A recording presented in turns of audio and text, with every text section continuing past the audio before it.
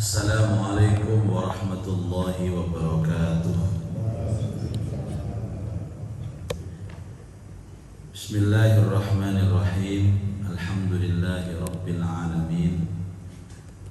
Wassalatu wassalamu ala asyrafil anbiya wal mursalin Sayyidina Muhammad wa ala alihi wa sahbihi ajma'in. Asyhadu an la ilaha illallah wa asyhadu anna Muhammadan abduhu wa rasuluh. Allahumma salli ala Sayyidina Muhammad wa ala alihi wa sahbihi ajma'in. Subhanaka la ilma lana illa ma 'allamtana innaka antal alimul hakim. Rabbi shrah li sadri wa yassir li amri wahlul 'uqdatam min lisani yafqahu qawli, amma ba'du. Ma'asyiral hadirin wal hadirat, muslimin muslimat, jamaah subuh Masjid Al-Hijrah rahimakumullah. Mari kita membaca suratul Fatihah. Mudah-mudahan kita semuanya diberikan istiqomah, diberikan kuat iman dan kuat Islam. Mudah-mudahan pada saatnya nanti kita kembali kepada Allah dengan membawa husnul khatimah. Al-Fatihah. A'udzubillahi minasyaitonir rajim. Bismillahirrahmanirrahim. Alhamdulillahi rabbil alamin arrahmanir rahim maliki yaumiddin. Iyyaka na'budu wa iyyaka nasta'in. Ihdinas siratal mustaqim. Shiratal ladzina an'amta 'alaihim ghairil maghdubi 'alaihim waladdallin. Amin. Yang kedua, kita baca suratul Fatihah untuk keluarga, saudara, dan sahabat-sahabat yang sekarang kena musibah erupsi Semeru, yang wafat, yang terbakar. Ada salah satu keluarga teman saya itu satu kamar terbakar, jadi nggak sempat lari karena keburu lavanya sudah datang. Lava itu lumpur yang bercampur api, jadi gosong, tertimbun lumpur. Keluarga semua yang wafat, mudah-mudahan wafat dengan syahid, diampuni semua dosanya, mendapat kemuliaan dari Allah Subhanahu wa ta'ala. Keluarganya sabar dan semua diberikan ikhlas. Al-Fatihah. A'udzubillahi minasyaitonir rajim. Iyyaka na'budu wa iyyaka nasta'in. Ihdinas siratal mustaqim. Shiratal ladzina an'amta 'alaihim ghairil maghdubi 'alaihim waladdallin. Yang ketiga, kita bacakan suratul Fatihah. Mereka yang sakit, rata-rata sakitnya terbakar, jadi kulitnya melempuh, ada yang sampai 90%, 80%. Mudah-mudahan mereka diberikan ketabahan, keikhlasan, sekaligus diringankan sakitnya dan segera diberikan kesembuhan, dan semoga sakitnya ini bisa menjadi penebus dosa-dosanya. Al-Fatihah.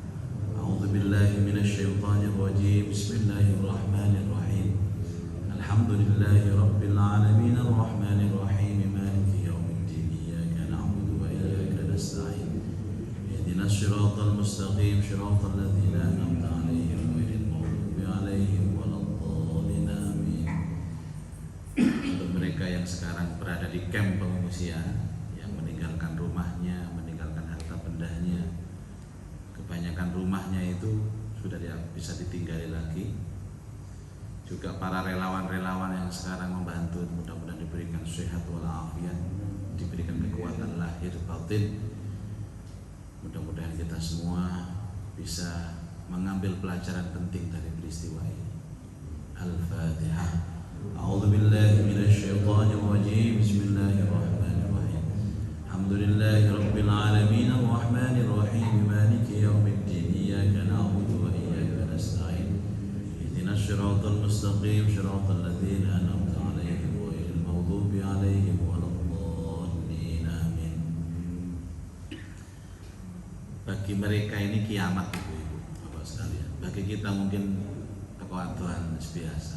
bagi mereka yang mengalami itu benar-benar seperti kiamat. Dan Allah Ta'ala itu menyampaikan betul tadi ayatnya saya baca, wa idzal jibalu suyyirat, ingatlah ketika gunung-gunung itu hancur. Gunung-gunung itu mengeluarkan lavanya. Jadi gunung itu merupakan tanda-tanda kiamat. Jadi benar mereka yang berada di dekat Semeru itu merasakan itu kiamat betul. Karena tanda kiamat itu bisa dari matahari. Idza syamsu kuwirat, ketika matahari digulung. Wa idzan nujumu kadarat, ketika bintang kumintang itu jatuh. Ya nopo Pak, bintang lugur ya nopo. Wong klopo lugur ae ndas lara. Wa idzal jibalu suyirat, dan ingatlah ketika jibal gunung itu hancur. Kata Rasulullah dalam sebuah hadis, jika kalian ingin tahu keadaan kiamat yang hampir-hampir sama dengan kiamat yang asli, bacalah 3 surat. Pertama surat At-Takwir, idza syamsu kuwirat. Yang kedua surat Al-Infitar, idza samaun fatarat. Yang ketiga surat Al-Insyiqaq, idza samaun syaqqat. 3 surat ini menceritakan tentang tanda-tanda kiamat yang hampir-hampir itulah kiamat. Salah satu tanda adalah erupsi gunung. Itu tanda-tanda kiamat. Yang kedua memang praktek-praktek syirik itu masih kental Pak di sana. Ini cerita dari kawan-kawan. Praktek-praktek syirik itu masih kental. Tapi saya berharap semuanya juga sadar dan mendapat hidayah. Karena orang tidak tahu juga disalahkan terus piye katanya. Orang Nabi saja ketika berhadapan dengan orang Taif, orang yang kakunya luar biasa, itu pun tidak pernah mengumpat Nabi, tidak pernah mencela. Bahkan beliau ditawarkan oleh malaikat Jibril, ya Rasulullah, apa perlu gunung ini kami balik, kami timpakan kepada mereka? Rasulullah menolak dan berdoa, Allahumma hdi qaumi fa innahum la ya'lamun. Ya Allah, berikan hidayah kepada kaumku ini, karena sesungguhnya mereka ini tidak tahu. Enggak ngerti dia Pak no. Ono ndase sapi dikubur, diuncal nang rono. Ndase kebu dikubur, diuncal nang rono. Nah nek sing ngerti kan ndase sapi yo ya digawe bacaan kikil lan apa. Tapi Bapak Ibu harus tahu di sana juga banyak orang baik. Salah satu juara yang kemarin ini ya dari sana, tapi ya selamat. Ada salah satu murid saya itu juara 10 juz dari sana, juara satunya. Saya tanya, ya pokoknya selamat tak? Alhamdulillah ya selamat. Masih urip ya? Nggih ini masih urip, makanya saya WA iki ngoten. Nek mati menurut aku loh.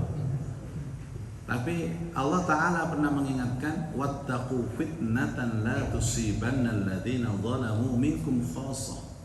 Takutlah kalian sebuah ujian, musibah yang tidak hanya menimpa orang-orang yang zalim saja. Orang baiknya kena. Jadi sing maksiat itu, sing maksiat orang zalimnya ada, tapi yang kena dampaknya orang-orang baik. Itu yang disebut dengan bencana alam. Tsunami itu mungkin yang melakukan maksiat beberapa orang, yang kena sekian ratus ribu orang. Makanya kadang-kadang dalam satu rumah itu sing maksiat bapak nih anaknya kena, sing maksiat mak nih anaknya kena. Itu biasa. Itu ayatnya wattaqu fitnah, takutlah kalian dengan satu musibah la tusibanna alladziina zalamu minkum khassah, yang tidak hanya menimpa kepada orang-orang yang zalim saja. Orang yang baik-baik itu kena. Nah, yang ketiga pelajarannya Bapak Ibu, memang ujian ini harus adab supaya kita ini waspada.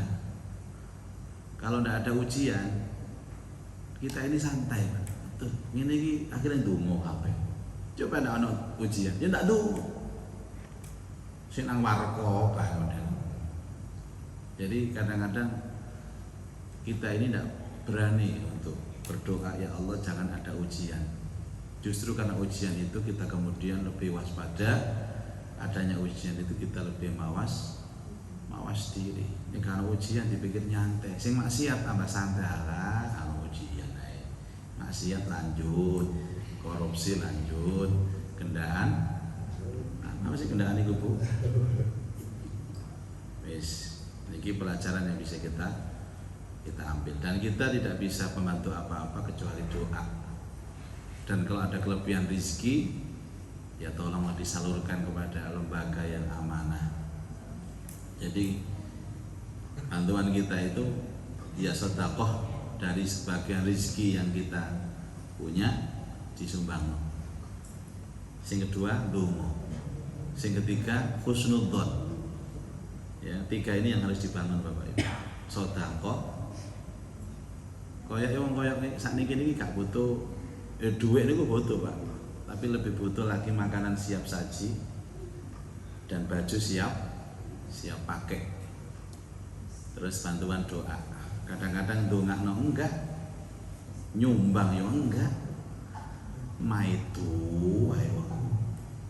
Orang yang seperti ini pantas diangkat menjadi menteri, Pak.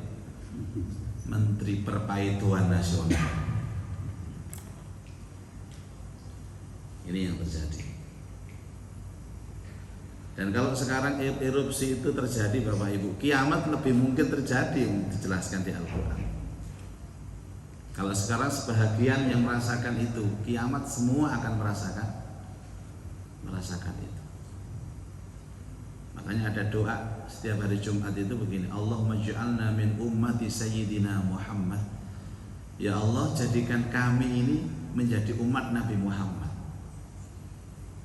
Ya di samping kepingin syafaat, di samping kepingin masuk surga dengan Rasulullah, tapi ada yang ketiga ini Pak. Karena umat Nabi Muhammad tidak akan menjumpai 3 tanda kiamat yang terbesar. Karena ada 10 tanda kiamat. Yang 7 umat Nabi Muhammad menangi. Seperti Dabah itu menangi. Yang 3 yang terbesar tidak menangi. Apa 3 yang terbesar Bapak Ibu? Matahari terbit dari barat. Itu umat Nabi Muhammad tidak ada. Yang kedua, Dukhan yang mematikan seluruh jaringan internet dan satelit. Dan yang ketiga itu kegoncangan bumi yang seperti yang saya sampaikan dalam surat tadi, idza syamsu kuwirat, itu tanda terakhir itu Pak. Idza zulzilatil ardu zilzala. Itu umat Muhammad tak menangi. Itu janji Rasulullah. Umat Muhammad yang benar-benar beriman. Karena waktu itu akan ada 3 orang Bapak Ibu sekalian. Loh kok ngerti ya Muzaki, apa menangi kiamat? Mboten, niki lah keterangan dari hadis. Ini kalau mboten keterangan hadis ya gak wani nyeritakno teng sampean. 1, orang mukmin umatnya Nabi Muhammad. 2, orang kafir. Yang ketiga, munafik. Munafik ya Islam Pak, tapi bukan termasuk umat Nabi Muhammad. Nah di hari itu ada angin berhembus. Angin ini sejuk sekali Bapak Ibu. Kata Nabi SAW, setiap umatku yang beriman yang menghirup angin ini akan meninggal dunia, seperti mereka terlelap dalam tidur. Jadi sama nek lungguh-lungguh tengah di masjid iki ono angin seliut ngoro turu. Jauh angin pengajian ae iso turu kok. Malah turune nang pengajian luwih nikmat timbang turun nang omah. Cari koncone, Cak, kon kepengin turu enak ayo malah ngaji ae. Seliut tidur, dan seluruh umat Nabi Muhammad yang beriman mati. Makanya Bapak Ibu, kalau menangi pada waktu itu kok ono angin terus sampean kok gak mati, nah hati-hati. Itu kemungkinannya 2, nek gak munafik ya kafir. Tadi ono angin wes tanggane kon mati, tuh mati, aku gak mati. Waduh, ini bahaya. Kalau kafir saya tidak mungkin Anda kafir. Kalau munafik itu mungkin. Kalau munafik itu mungkin, karena munafik itu orang Islam juga, orang yang kadang-kadang apik, kadang-kadang elek. Ini kalau pada awak dewi, kadang-kadang apik, kadang-kadang elek, kadang sergap, kadang-kadang males. Kadang-kadang ya ono bujuk-bujuk barang, nanti bujuk mau. Ini munafik nih. Jadi kalau kita mati di situ, 3 ini tidak menangi, kegoncangan matahari terbit dari barat. Kok sampean lu sering kok wah berarti wis alamat. Karena tidak ada azab yang terbesar kecuali ditimpakan kepada manusia-manusia yang pada saat 3 tanda-tanda kiamat itu masih hidup. Bagaimana Bapak Ibu bisa mendelok bumi moro digulung ya apa? Ya mereka bingung ke sana kemari. Melayu ana apa iku wa qala insan malaha ana apa iki ana apa buwe tanggane ana apa buwe.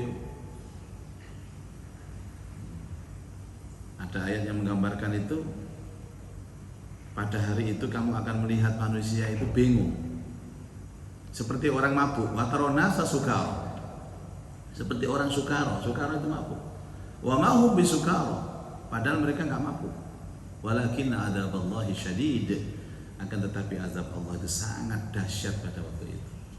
Seakan-akan kalau ada ilmu orang ibu hamil itu langsung melahirkan. Kullu murdiatin arda'at. Setiap orang yang ibu yang menyusui itu kiamat datang, bayinya dilempar. Wa tadau kullu dzati hamlin hamlaha.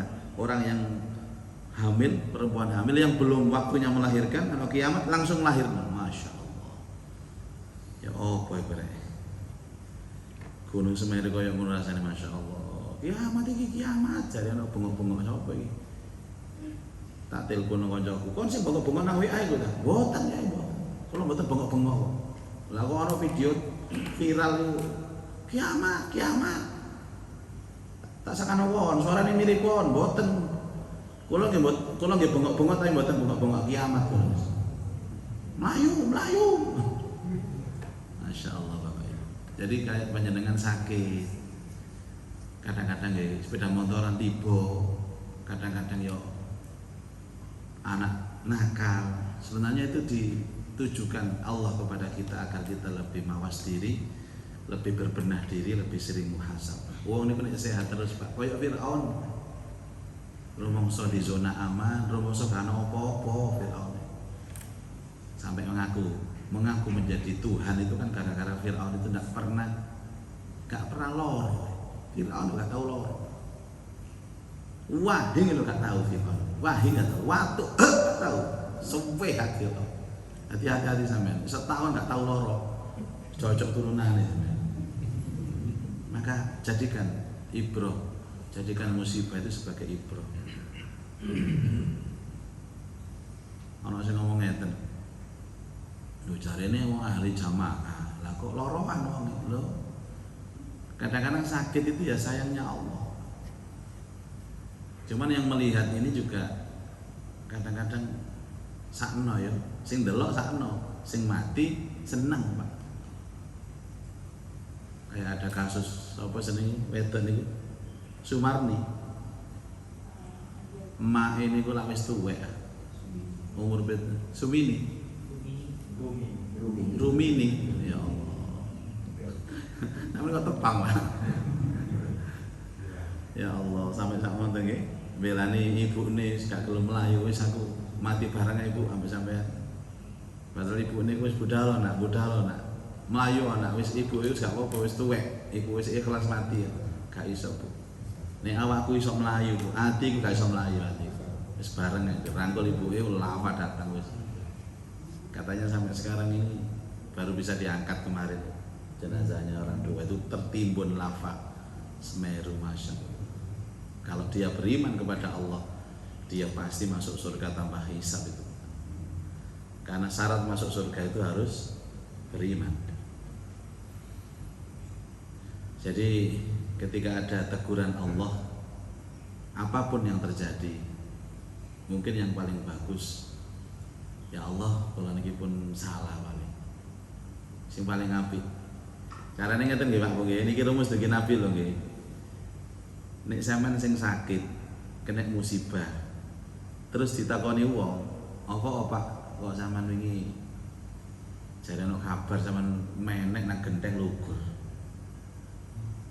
nek ditakoni ngoten sampean elek-elekno awak sampean iya Pak anjene tak dosa iki akeh mungkin aku ditegur ambek Allah apik niku tapi nek sampean wong sing lara terus takon nang sampean jawab sing apik misalnya sampean nyambangi lo nang rumah sakit ya bocah aku iki balik-balik lara wis sabar kon disayang ambek Allah insyaallah dosamu entek derajatmu munggah niku nek nang wong liya sampean apikno nek ditakoni awak dhewe sing ngalami sampean elekno niku iman tambah aja diwali nang awake dhewe diapik-apikno wong sing lara dielek-elekno Cak aku krungu sampean kena musibah ya lugur to genteng iya ya iki wong sing disayang Allah ya iki tandane wong apik kaya aku iki bareng-bareng lugur salah konsep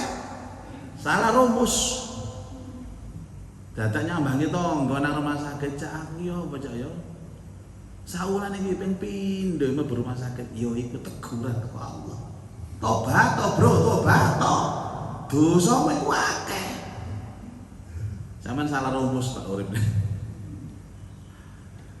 kalau kita yang kena musibah elek-elekno wong liya sing kena apik-apik itu pasti akan terdongkrak iman kita. Baik Bapak Ibu sekalian, saya akan melanjutkan tentang zikir menjelang tidur. Kemarin sudah saya sampaikan tentang zikir pertama Bismikallahumma ahya wa amut. Zikir yang kedua baca takbir 33, baca tasbih 33, baca tahmid 33. Yang ketiga membaca doa dengan mengebas-ngebaskan tempat tidur dengan kain atau dengan sarung dengan mengucapkan bismika rabbi wada'tu jambi wa bika arfa'uhu in amsakta nafsi farhamha wa in arsaltaha fahfadha biha tahfadhu bihi ibadakas salihin. Doa yang ketiga, doa yang keempat, al-ayatani min akhiri suratil Baqarah. 2 ayat dari surat Al-Baqarah, siapa yang membacanya pasti akan dijaga oleh Allah. Ayat itu amanar rasulu bima unzila ilaihi mir rabbih wal mu'minun dan seterusnya. Terus la yukallifullahu nafsan illa wus'aha dan seterusnya sampai wa'fu anna waghfir lana warhamna anta maulana fansurna 'alal qaumil kafirin. 1, 2, 3, 4. Doa yang kelima sekarang. Ibu ngamalno ini apa sama ini?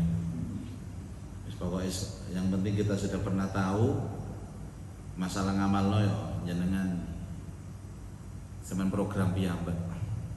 Maka Nabi Shallallahu Alaihi Wasallam menjadikan kondisi menjelang tidur itu hal yang paling penting. Tidurmu adalah matimu. Mempersiapkan tidur itu sama dengan mempersiapkan mati. Waruya fi sahihaini, dan diriwayatkan di dalam kitab 2 sahih. 2 sahih ini sinten? Sahih Bukhari dan sahih Muslim. Jadi istilahnya itu sahihain. Dalam kitab 2 kitab sahih. Enten malih istilah apa? Wa fi ashabis sunani, enten biasanya. Dan di dalam kitab ashabus sunan, kitab-kitab sunan. Napa mawon kitab-kitab sunan itu? 1 Sunan Abu Dawud, 2 Sunan Tirmidzi, 3 Sunan Nasa'i, 4 Sunan Ibnu Majah. Niki kitab-kitab sahih tapi istilahnya sunan. Ono sing takon, napa hubungane karo Sunan Ampel, Sunan Bonang? Gak ono hubungane. Sunan Ampel, Sunan Bonang iku wali songo. Niki bab hadis. Nah, kalau satu lagi namanya musnad itu identik dengan Imam Ahmad. Lah 7 imam ini Bapak Ibu disebut 7 imam hadis yang semuanya di bawah itu hadis yang sahih. Yang pertama Bukhari, 2 Muslim, 3 Ahmad, 4 Turmudi, 5 Nasai, 4 Abu Dawud, 6 Abu Dawud, 7 Ibnu Majah. Ini seiling tadi ngomong. Jadi kan tahu angin lagi. Pokoknya semerak. Anil Barra bin Azib qala Rasulullah sallallahu alaihi wasallam. Terus Rasulullah, "Idza ataita," ketika engkau mendatangi. Cara Jawa nih, "Idza ataita," nalikani nekani sapa sira, "madja'aka," tempat tidur kalian, tempat tidurmu. Ketika kamu hendak mendatangi tempat tidurmu, fatawaddo'a, maka berwuduklah. Wudu'aka lis-shalah, seperti wuduk kalian dalam sholat. Jadi salah satu ritual menjelang tidur itu wuduk seperti wuduk di dalam sholat. Jadi porsinya wuduk menjelang tidur itu sama dengan wuduk menjelang sholat. Summa taji, kemudian berbaringlah ala syikkikal aiman, bersandar di lempeng yang kanan, miring yang kanan. Niki posisi menjelang tidur Bapak Ibu. Perkara kok pas turune berubah, kan awak kadang-kadang turune macam-macam, Pak. Ono sing mengkurep, ono sing melumah, ono sing muter-muter nang amben. Turune nang kene ngliri nang kono nglirine. Nggak penting, yang penting pada saat menjelang tidur itu posisinya wudhu seperti wudhu dalam sholat. Yang kedua, bersandar di lempeng yang kanan. Waqul, dan ucapkan doa ini, Allahumma aslamtu nafsi ilaika wa fawattu amri ilaika wa alja'tu dhahri ilaika raghbatan wa rahbatan ilaika la malja'a wa la manja minka illa ilaika. Amantu bi kitabikal ladzi arsalta, amantu bi kitabikal ladzi anzalta wa nabiyyikal ladzi arsalta. Kata Rasulullah, kalau kalian melakukan seperti ini, fa immitta alal fa immitta, jika engkau mati di malam itu, mitta alal fitrah, maka kalian mati dalam keadaan fitrah. Waj'alhunna akhira ma taqul, dan jadikanlah doa itu menjadi aktivitas terakhir menjelang tidur. Jadi ada 3 ritual ya Pak. Pertama wudhu, yang kedua bersandar di lempeng yang kanan. Lempeng itu bahasa Indonesia apa sih? Lempang. Pokoknya lempeng ya. Dan kemudian membaca doa tadi itu. Sama tilakan ya. Allahumma aslamtu nafsi ilaika wa fawattu amri ilaika wa alja'tu dhahri ilaika raghbatan wa rahbatan ilaika la malja'a wa la manja minka illa ilaika. Amantu bi kitabika alladzi anzalta wa nabiyyika alladzi arsalta. Niki donga tawakal niki Pak. Allahumma aslamtu nafsi, ya Allah, aku pasrahkan diriku ilaika, hanya kepadamu. Wa fawattu amri ilaika, dan aku pasrahkan semua urusanku ilaika, hanya kepadamu. Wa alja'tu dhahri ilaika, dan aku sandarkan punggungku, itu hidupku maksudnya itu, ilaika, hanya kepadamu. Raghbatan wa rahbatan ilaika, hanya berharap dan berlindung kepadamu. La malja'a wa la manja minka illa ilaika. Tidak ada tempat berlindung, tidak ada keselamatan kecuali hanya kepadamu. Amantu, aku beriman bi kitabika alladzi anzalta, dengan kitab yang telah kau turunkan, wa nabiyyika alladzi arsalta, dan aku beriman dengan nabi yang telah kau utus. Jadi tidur itu benar-benar harus lepas, rileks gitu. Makanya jadikan ini menjadi ritual yang terakhir. Selalu saya sarankan sebaiknya handphone. Sekarang ini penyakit yang terbesar kan handphone, Pak. Jauhkan ketika kita mau tidur. Taruh di meja sana, taruh di sana. Setelah doa ini lelap dalam tidur. Relax, Pak. Jadi kalau istilahnya orang-orang itu apa namanya, yoga apa istilahnya. Jadi mengosongkan semua pikiran, relax ya Allah pun kalau pasrah jenengan pun. Kalau pasrah jenengan. Nanti nggak iling-ilingan Bapak Ibu turunnya sampai bojo ya apa Bu wis maca kita sampean ya wis. Mari maca, aja omong-omongan maneh Pak. Sik jagongan. Sudah lepaskan semuanya. Wis ya, terakhir ya kok mari ngomong, ayo wis turu wis gak usah ngomong apa-apa. Cuma itu nggak masker, itu nggak masker yang ini dulu, bote-bote ini dulu, rain ini dulu. Bismillahirrahmanirrahim. Amantu bi kitabika alladzi anzalta wa nabiyyika alladzi arsalta wasturu. Sing lanang delok. Allahu akbar delok. Apa dik. Rasakan omah lampir ngene iki, Pak. Bener awak dhewe ndonga, Pak. Tapi mari ndonga, sing ono aktivitas. Enggak ada gunanya kita. Doa mau tidur itu doa yang dibaca, dan setelah itu tidak ada aktivitas lain, langsung lep turu. Kalau kepingin doanya mantep, wong mari maca bismika Allahumma ahya wa bismika amu. Wis maca 2 ayat Al-Baqarah terakhir, wis maca, wis ngebas-ngebasi kasur, wis maca niku wau.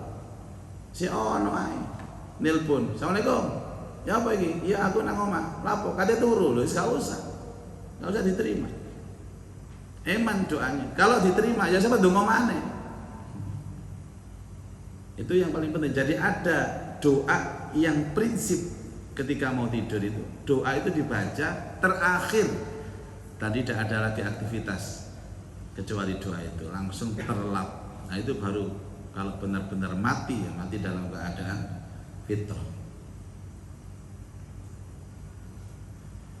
Kemudian diriwayatkan dalam Sunan Abu Dawud, kitab Sunan Abu Dawud, dari Hafsah Ummul Mukminin.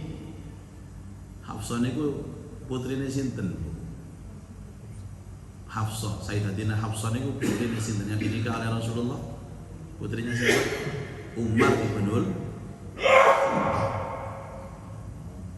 Nabi niku nggak ada morotuane ya sahabat. Abu Bakar niku morotuane Nabi. Mulai anaknya Abu Bakar jenenge Ibu Aisyah niku dinikah Nabi. Umar niku nggih morotuane Nabi. Mulai anaknya jenenge Hafsah niku dinikah Nabi. Lah Hafsah niki Bapak Ibu nggak ada kelebihan. Kelebihannya Hafsah niki hafal Quran. Salah satu istri Nabi yang hafal Quran Hafsah niki. Liyane mboten. Tapi atine kaku. Kula niki belajar tentang sifat-sifat istri-istri Nabi. Pinten sih bojone Nabi niku? Ada 12. 12 istri Nabi ini Bapak Ibu, itu karakternya dimiliki oleh istri-istri umatnya Nabi. Jadi bapak-bapak itu kudu belajar. Karena di antara sifat istrinya sampean niku ono sing padha, ono sing kuwaku kaya Hafsah ono, tapi hafal Quran. Iki enggak. Wis gak hafal Quran, aku bisa. Dan ini yang pernah dicerai Rasulullah sallallahu alaihi wasallam. Pernah dipegat ini. Gara-gara kuwaku nih. Tapi akhirnya dirujuk sama Nabi.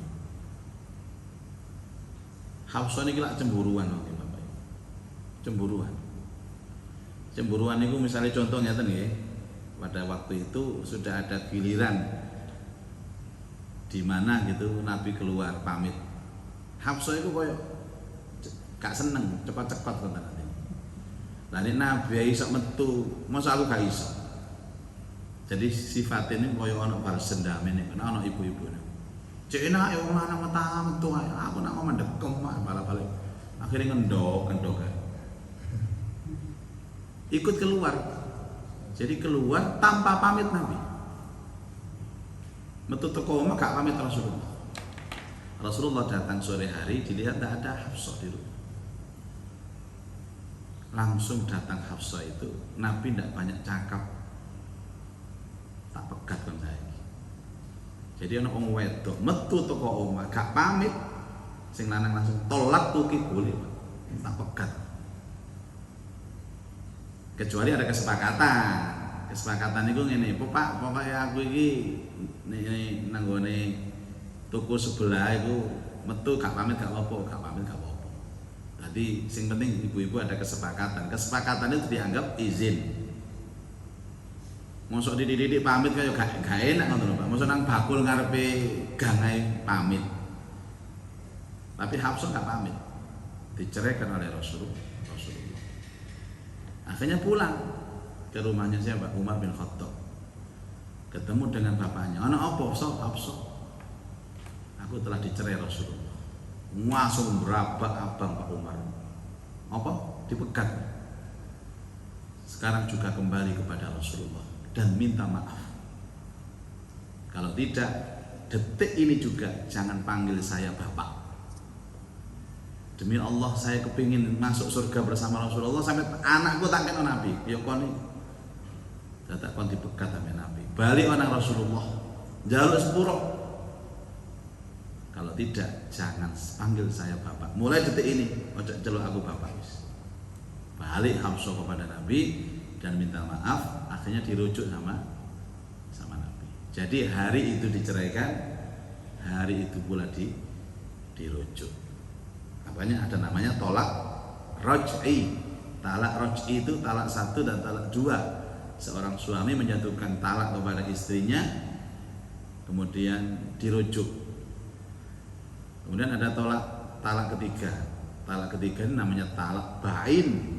Disebut talak bain kubro karena si suami tidak akan bisa kembali kepada istrinya kecuali istrinya dinikah oleh laki-laki lain, dikumpuli, diceraikan dan dinikah lagi. Ya gak mungkin, Pak. Fa in talaqaha, maka apabila seorang suami menceraikan istrinya dengan cerai yang ketiga, fala tahillu lahu, maka tidak halal baginya untuk kembali hatta tankiha zaujan ghairah, sampai dia dinikah oleh seorang laki-laki lain. Dan menikahnya bukan karena rekayasa, Bapak. Menikahnya karena asli. Jadi wong lanang megat bojone 1.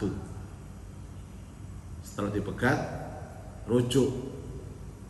Nggak boleh langsung tak talak 3. Kalau dia ngomong 3 tetap lu boleh 1. Karena yang dimaksud talak 1 itu dalam kondisi 1 dan dirujuk. Ada masalah lagi, talak lagi, rujuk lagi 2. Masalah lagi, sudah tidak ada ampun. Tapi ternyata sing lanang nyesel deh aku gak iso urip nek gak ambek awakmu deh. Lah apa kan mau ngomong pegat-pegat?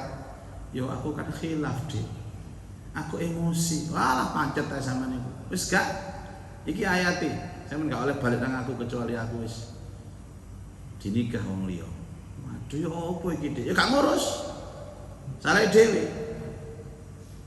Sini adik, ayo diakal ayo. Aku tak balik wong lanang, ipok-ipok dadi bojo sampean. Enggak oleh ipok-ipok, Pak.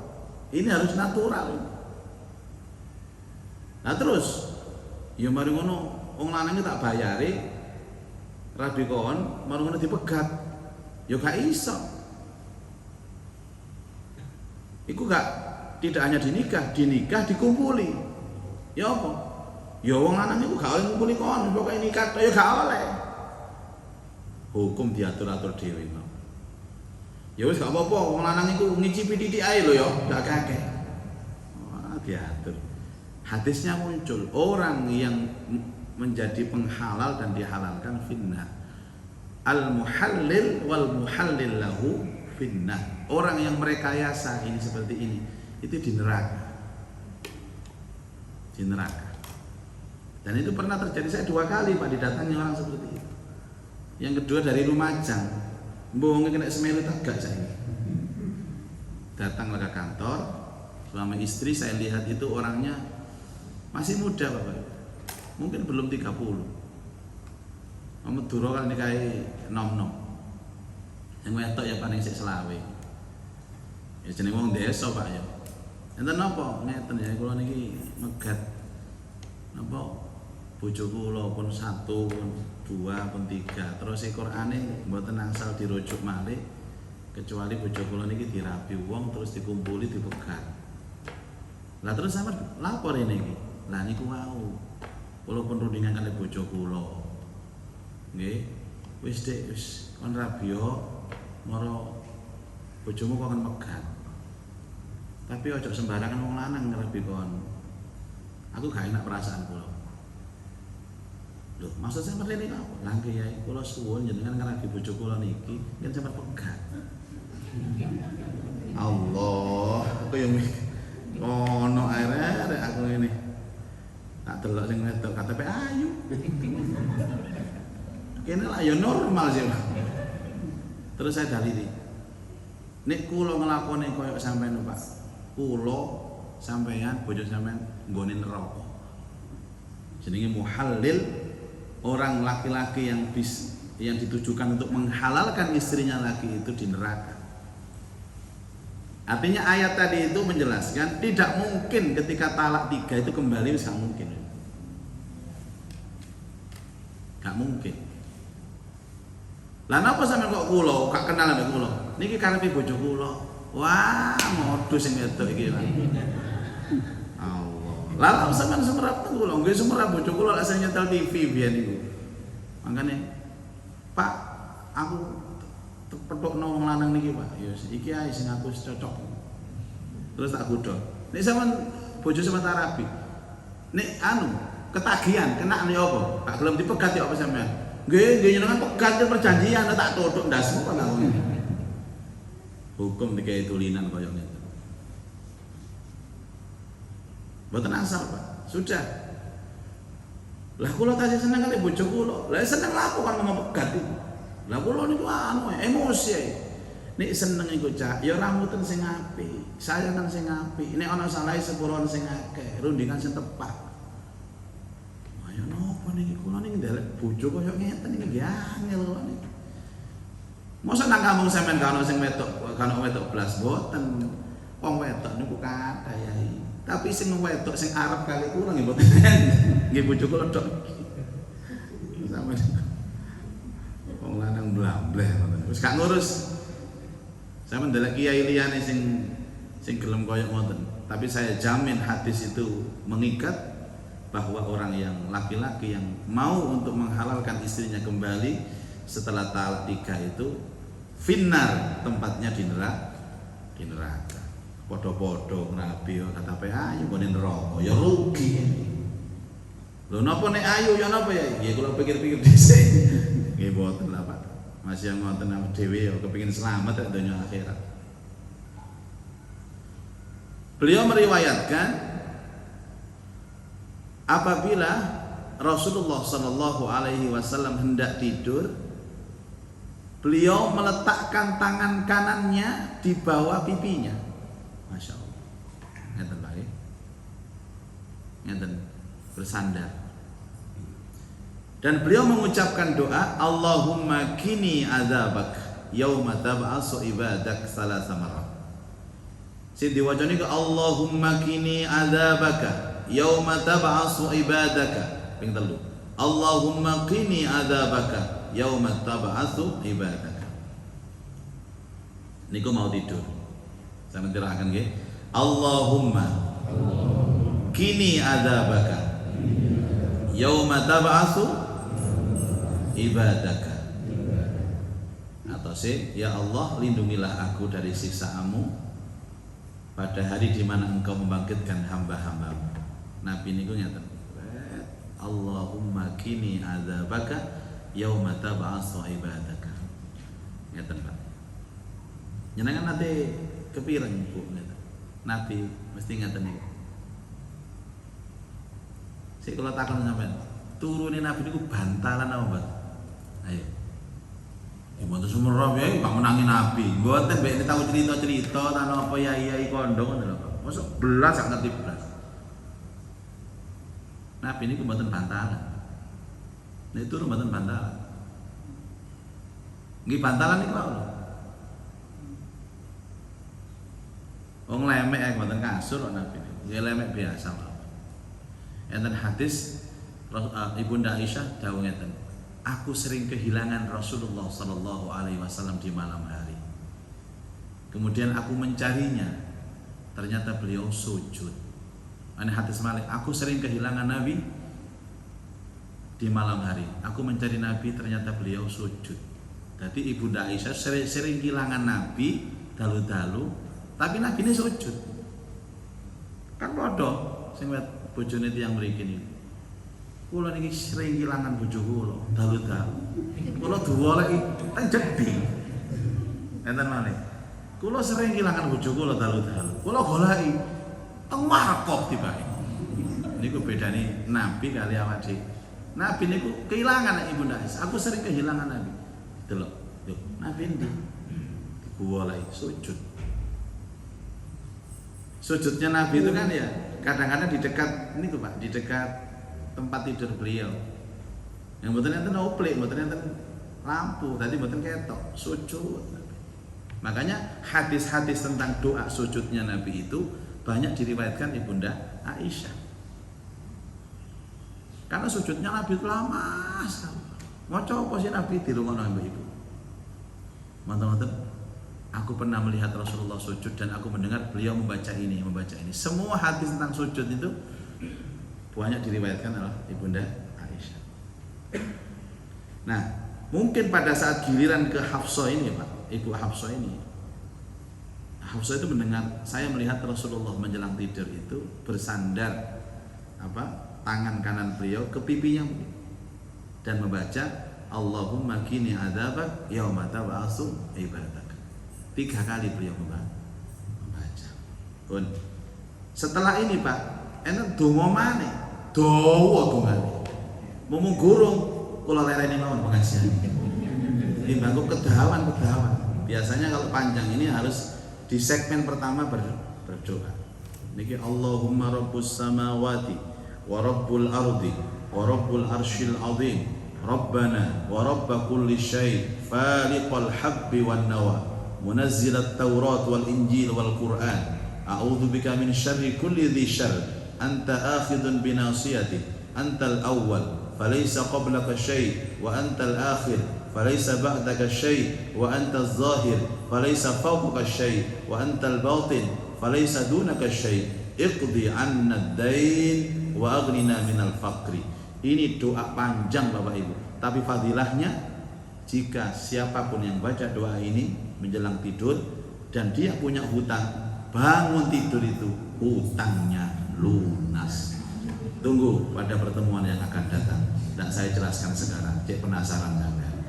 Terakhir itu ada doa, ya Allah lunasi hutang-hutangku, ya Allah cukupilah rizki dan kebutuhanku. Gua ditelok, kita pendek ini aku foto. Ini kita jelaskan besok insya Allah. Tapi Rabu besok libur Pak ya. Waduh, orang minggu mana kira? Saya mendampingi anak-anak hafid, ada raker di Batu. Selasa dan Rabu itu ada raker di Batu. Saya sebagai penasehat harus ikut supaya anak-anak senang. Jadi Rabu besok kalau izin mboten saged hadir, ketemu lagi Rabu yang akan datang. Selasa dan Rabu, Kemisi Baiti Janati aman. Ya buat digabung aja, mari al-adkan langsung siro ya, langsung nyambung sampai beduk. Baik, hari ini Bapak Ibu, semoga kita bisa mengamalkan dan bisa mengambil ibrah dan kita mendapatkan ilmu yang manfaat. Al-Fatihah.